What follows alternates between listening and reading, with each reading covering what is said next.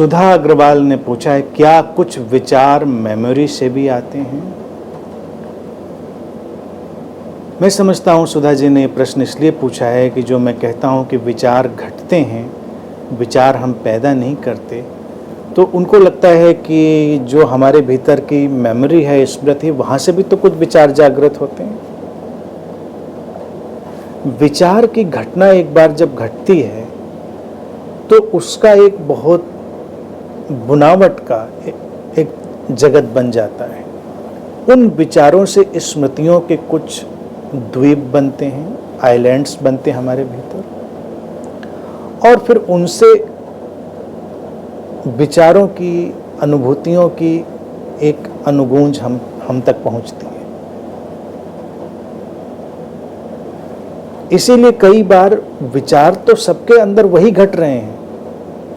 विचार किसी को न पकड़ते हैं, न पकड़ने की विचारों में कोई आकांक्षा है, लेकिन लोग विचारों से पकड़े जाते हैं, लोग विचारों से ग्रस्त हो जाते हैं, ऑब्सेसिव कंपल्सिव डिसऑर्डर होते हैं विचारों के कारण, क्योंकि फिर हम वो जो प्रोसेस है उसके प्रति जागरूक न रह जाने, वो प्रक्रिया जो है उसके प्रति जागरूक न रह जाने के कारण उसमें अटक जाते हैं। विचारों के खास प्रवाह से कुछ स्मृतियां बनती हैं।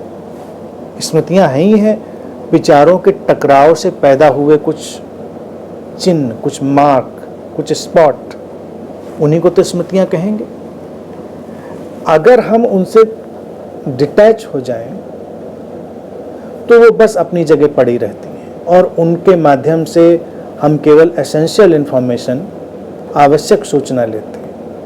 लेकिन अगर हम उनसे अटैचमेंट बना लें तो वही स्मृतियां फिर हमको परेशान करने लगती हैं।